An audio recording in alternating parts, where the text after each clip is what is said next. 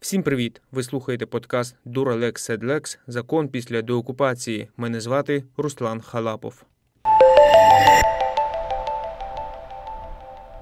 Говоримо з вами сьогодні про встановлення справедливості, відповідальності за злочини окупантів. Зі мною в студії Владислав Мирошниченко, аналітик Української Гельсінської спілки з прав людини. Дякую, що прийшли. Вітаю, дякую за запрошення. Пане Владиславе, перше питання таке. Я розумію, що зараз є такий підвищений попит на справедливість в нашій країні, і думаю, що він буде залишатися і після перемоги, оскільки ми отримуємо наслідки окупації, зокрема, вже будемо до них мати доступ до всіх цих речей. Як ви в цілому оцінюєте ефективність розслідування воєнних злочинів в Україні сьогодні? Перш за все, треба звернути увагу, що ми мусимо говорити не тільки про воєнні злочини, ми маємо говорити загалом про міжнародні злочини.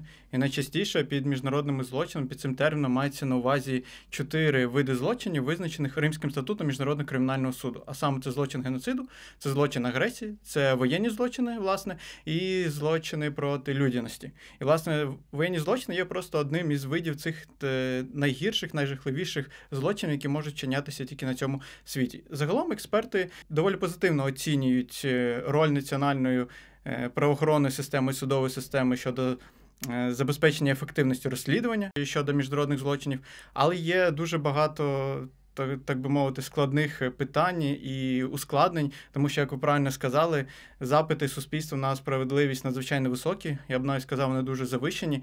І, на жаль, дивлячись на міжнародний досвід, задовольнити оцей запит на справедливість буде надзвичайно важко, якщо сказати просто неможливо. Наприклад, якщо ми подивимось на досвід колишньої Югославії, це Боснії, Хорватії і Сербії, де збройний конфлікт теж тривав роками і де відбулося величезна кількість міжнародних злочинів, протягом 10, 20, іноді 25 років розслідування постійно цих злочинів було винесено буквально сотні вироків.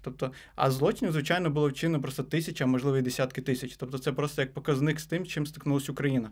Якщо ми говоримо про Україну, то, наприклад, за даними Офісу Генерального прокурора, лише з початку повномасштабного вторгнення з 2022 року на території України було вчинено більше 100 тисяч злочинів. Натомість з 2014 року судами українськими було винесено всього-навсього 600 вироків. Тобто це просто для порівняння. Більше 100 тисяч злочинів вчинено, а вироків винесено лише 600. Але ми не можемо сказати, що наша національна система працює погано. Ні, такі просто реалії.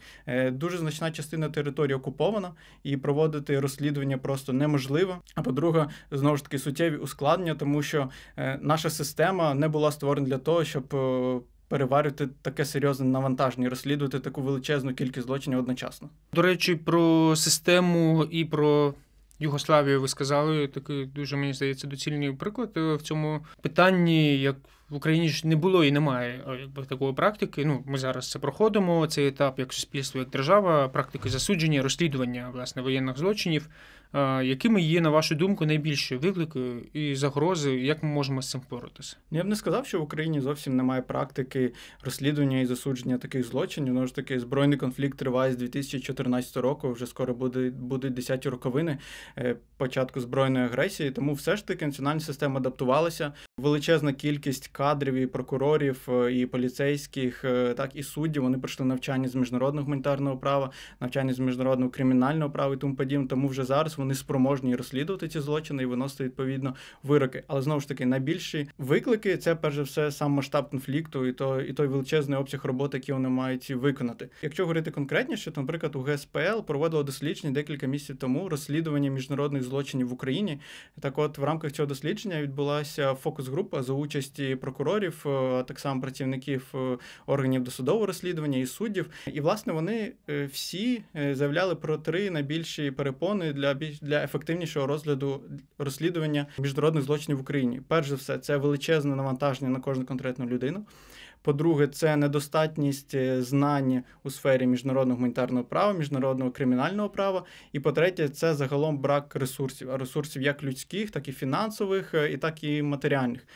Щодо матеріальних, наприклад, наші працівники прокуратури, вони постійно звертаються до колег з інших держав за матеріальною підтримкою. Наприклад, коли відбулася деокупація Ізюма, вони зверталися, здається, до Франції щодо надання мобільної лабораторії з ДНК, щоб просто мати змогу пізнати тіла які були виявлені там після звільнення. Тобто це для прикладу, так мовити. Які ще можуть бути рішення? Ну, умовно кажучи, для того, щоб наша система правосуддя з цим всім впоралась, кадрові питання, можливо, я не знаю, чи можливі варіанти, і чи були взагалі такі в світовій практиці спільні розгляди українських судів, правосудних інстанцій та міжнародних? Наприклад, в Косово дуже активно були залучені міжнародні партнери, міжнародне співтовариство, як до створення судів, так і власне розслідування. Але це все було спричинено тим, що Косово і нині залишається частково невизнаною державою. І коли завершилася війна, то, по-перше, Косово самостійно формувало всю свою правоохоронну систему і судову систему, тобто у них просто не було спроможності розслідувати таку величезну кількість злочинів. А по-друге, у міжнародних партнерів були дуже серйозні сумніви щодо того, чи справедливо судді і прокурори з Косово будуть розслідувати злочини, вчинені, наприклад, їх солдатами. Тому це один з варіантів. Другий варіант, звичайно, і Україна теж з цим працює, це створення міжнародних трибуналів. Є вже декілька прикладів таких. Це Міжнародний трибунал щодо колишньої Югославії, і це Міжнародний трибунал щодо Руанди, це так звані ад-хок трибунали. Вони створювалися за рішенням Ради безпеки ООН конкретно для розгляду там деяких ситуацій, тобто у нашому випадку це війни в Югославії, так, і геноциду в Руанді. Але, знову ж таки, щодо міжнародних трибуналів, в українському суспільстві поширено багато стереотипів, тому що всі очікують, що вони будуть працювати дуже ефективно, і вони самостійно зможуть, наприклад, задовольнити цей попит на справедливість з українського суспільства. Але насправді більшість українців розчаруються, якщо будуть ґрунтовно вивчати досвід діяльності цих міжнародних трибуналів, тому що, наприклад, трибунал щодо колишньої Югославії за майже 25 років своєї діяльності засудив лише 90 людей. І з одного боку це може бути трохи... Це може розчаровувати, а з іншого боку, якщо ознайомитися з цим величезним обсягом матеріалів, які вони мали вивчити, з тією величезною кількістю людей, які вони мали допитати, тобто це титанічна праця. Так, і ми маємо розуміти, що все одно це успіх. Україна зараз теж працює над створенням міжнародного спеціального трибуналу щодо злочину агресії під керівництвом МЗС. Але специфіка в тому, що цей трибунал має бути створений з метою притягнення до відповідальності найвищого політичного військового керівництва Російської Федерації. Тому що ми розуміємо, що національна судова система України, вона не має можливості, так мовити, дотягнутися до російського керівництва. Тобто ми можемо винести там вирок певний, але це не матиме реальних наслідків для цього. І тому Україна на міжнародній арені лобіює створення цього спеціального трибуналу. Натомість експерти на цей момент сходяться здебільшого на думці, що з метою підвищення ефективності розслідування міжнародних злочинів нам не треба створювати окремих там змішаних палат за участі міжнародних партнерів, власне, в Україні. Нам необхідно просто підвищувати ефективність власне національної судової і правоохоронної системи. Як це має відбуватися? Ну, ми вже наводили найбільші проблеми. Це постійне навчання, та це підвищення як фінансового забезпечення, так і збільшення людського потенціалу, це збільшення, покращення матеріального забезпечення і зменшення навантаження. Крім того, є ще такі більш специфічні моменти, пов'язані з законодавством, пов'язані з підслідністю. Наприклад, нині воєнні злочини можуть розслідуватися лише Службою безпеки України, і це кладе на них ще більше навантаження, а натомість інші органи досудового розслідування, як Державне бюро розслідувань, Національна поліція, вони можуть лише долучатися до СБУ в цих питаннях. Тобто є питання ще вдосконалення цієї процедури підслідності. До речі, про законодавство. У нас, якщо я не помиляюсь, воєнний злочин та злочин проти людяності, вони не визначені законодавчо. Чи не є це перешкодою? Ну, ви частково вже розповіли про це. Яким може бути ще рішення? Чи може, наприклад, громадський сектор і правозахисні організації, зокрема, долучатися до більш якісної деталізації? Так, маєте рацію. В Кримінальному кодексі України на цей момент відсутні такі терміни, як воєнні злочини, як міжнародні злочини, як злочини проти людяності. Але у нас є статті Кримінального кодексу, які за своєю суттю, в принципі, повністю віддзеркалюють ці положення Римського статуту Міжнародного кримінального суду. Перш за все, у нас є стаття Кримінального кодексу про геноцид, про екоцид, про порушення законів та звичаїв війни, проведення агресивних бойових дій, здається, воно якось так називається, і ще декілька. Тобто, за своєю суттю, воно вже віддзеркалює оце визначення воєнних злочинів і злочинів проти людяності. Там ще трохи додаткова ситуація, тому що дійсно частину наше кримінальне кодекс взагалі не покриває, але це компенсується так званим принципом універсальної юрисдикції, коли наші національні структури спільно з нашими партнерами розслідують такі злочини. Тому що, наприклад, Франція, Польща, Сполучені Штати, Естонія, Латвія, Литва, вони в рамках спільних слідчих груп з України, вони долучаються до розслідування злочинів проти людяності, скоєних в Україні. Окремо, наші правоохоронні структури не можуть це робити, тому що у нас немає визначити кримінальний кодекс злочинів проти людяності. Але у них є це. І, власне, принцип універсальної юрисдикції передбачає, що ці найтяжчі злочини, міжнародні злочини, які були вчинені в світі, розслідувати їх може не тільки правоохоронні структури держав, на території якої були скоєні ці злочини, а власне і правоохоронні структури інших держав, навіть не дивлячись на те, що це не підлягає безпосередньо їх юрисдикції.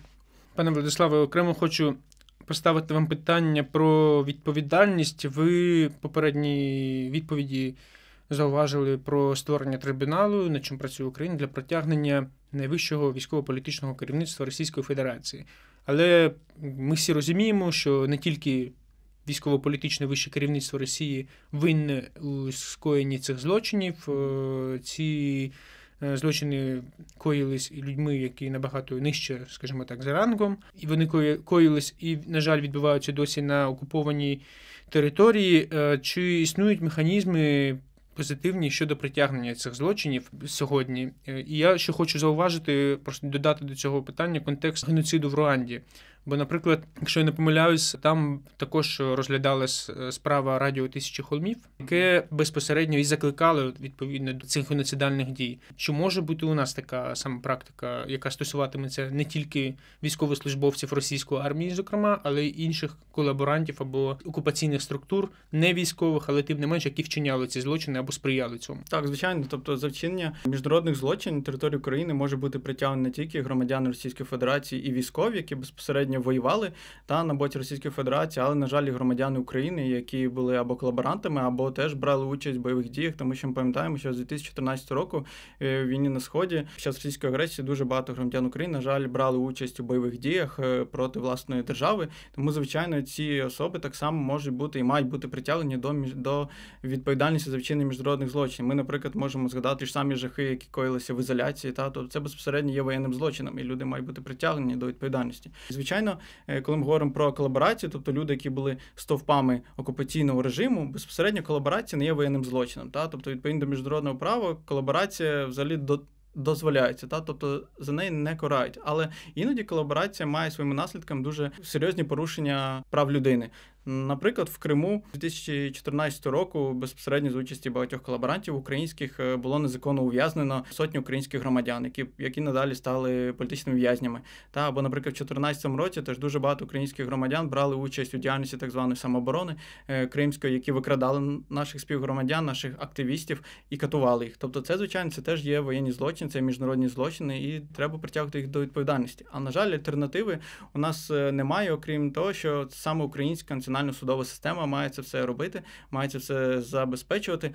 І для того, щоб це відбувалося ефективно, має бути підвищена ефективність загалом всієї української системи, і правоохоронної, і судової. Тому що деякі експерти іноді закликають до створення окремо, наприклад, Вищого суду з розслідування воєнних злочинів за типу Вищого антикорупційного суду.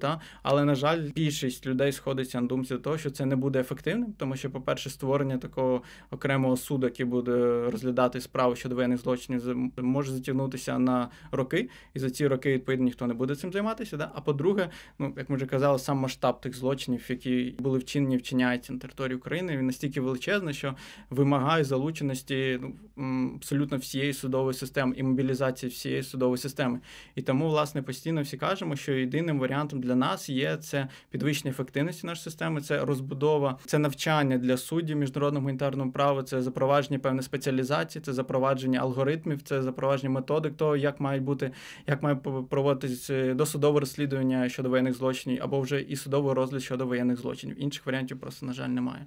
Ви на початку відповіді сказали, що колаборація не є воєнним злочином, вона не карається. Хотів би уточнити, ви маєте на увазі, що розгляд відповідальності буде відповідно за вчинені дії, яку вони шкоди несли іншим громадянам. Правильно? Так, що я мав на увазі, тобто відповідно до національного українського законодавства, звичайно, колаборація є злочином, і все залежить від ступеня, від тяжкості колаборації, так би мовити. Але якщо ми кажемо про міжнародні злочини, що ми обговорюємо, то там немає такого злочину, як колаборація просто, тому що всі розуміють, що колаборація часто це просто спосіб виживання.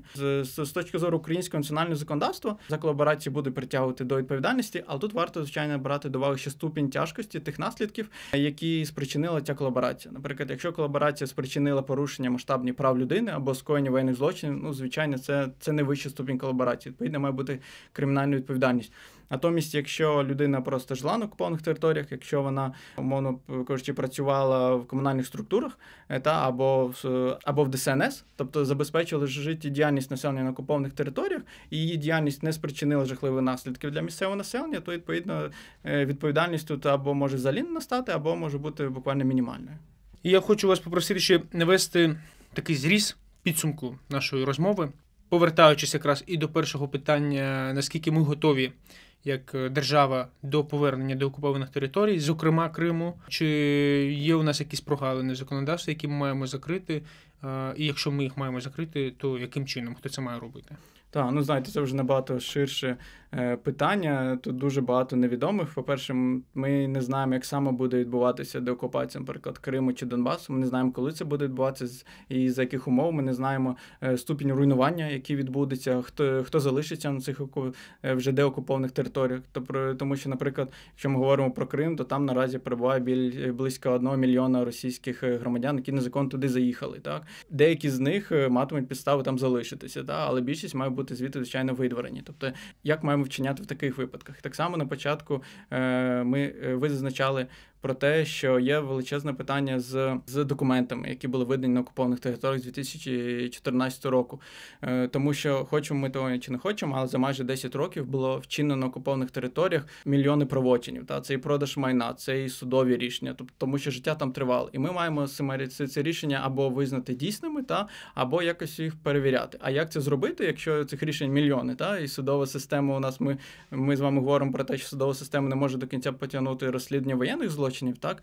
А якщо ми кажемо про ще більше навантаження, то воно може розтягнутися просто на десятки років, а це величезні ризики для реінтеграції. Натомість, повертаючись безпосередньо до теми нашої розмови, до відповідальності за міжнародні злочини, то це, звичайно, це має величезне значення в контексті перехідного правосуддя, коли ми говоримо про те, що має відбутися, щоб ми як суспільство, ми як держава подолали цей стан війни і подолали всі наслідки війни і нарешті перейшли до миру. Як досягнути тієї справедливості для людей. І, на жаль, тут короткої відповіді просто не може бути. Це величезний обсяг роботи буквально в усіх сферах і подолання російської пропаганди, і інтеграції економіки, і реінтеграції освітньої системи. Тому, я думаю, тут зупинюся. Всі ці злочини, які відбуваються і відбувалися з 2014 року, чи можемо ми їх розглядати в контексті геноциду взагалі проти українського народу, і чи достатньо у нас, скажімо так, до цього доказів для певних критеріїв, бо я розумію, що юридична ознака геноциду, вона має певні свої критерії. Прошу вас їх і коротко зазначити, і дати відповідь, чи можемо ми притягати за це російське керівництво саме за вчинення геноциду ще зокрема. Так, звичайно, власне, злочин геноциду є одним з найтяжчих злочинів, це теж міжнародним злочином, який визнаний Римським статутом Міжнародного кримінального суду. І, власне, головною проблемою під час доведення того, чи намагалась Російська Федерація вчинити злочин геноциду проти України, є, власне, цей умисел. Тобто ми маємо довести, що коли Російська Федерація починала цю війну, або в певний момент, коли війна вже тривала, їх головною метою було знищення української спільноти, тобто знищення групи людей з точки зору їх національної приналежності. Тобто вони хотіли, ми зараз вторгаємося там в Україну, наприклад, щоб знищити українську націю або український народ. У нас є підстави, в принципі, говорити, що таке відбувалося, принаймні з політичної точки зору, тому що ми всі пам'ятаємо ту промову Путіна, яких насправді було багато, але маю на увазі ту, яку він безпосередньо виголосив в ефірі телебачення 24 лютого 2022 року, безпосередньо перед початком російського вторгнення, де він прямо заперечував існування українців як нації, що ми всі вигідні. Тобто це все може бути ознакою того, що він хотів це все втілити в життя. З іншого боку, одним зі свідчень того, що Російська Федерація прагнула здійснити геноцид щодо України, принаймні в деяких регіонах є, власне, депортація українського населення і депортація українських дітей. І ми пам'ятаємо, що Міжнародний кримінальний суд, власне, за депортацію українських дітей в Російську Федерацію видали ордер на арешт Путіна і Марії Львової-Білової. Тобто це може бути ще однією з причин казати про те, що дійсно Російська Федерація намагалася і намагається зараз вчинити геноцид проти українського народу. Дякую вам, пане Владиславе, за вашу розмову та ваші відповіді. Сподіваюся, що справедливість буде встановлена, а винні у скоєнні злочинів понесуть справедливе покарання. А сьогодні говорили з Владиславом Мирошниченко, аналітиком Української Гельсінської спілки з прав людини.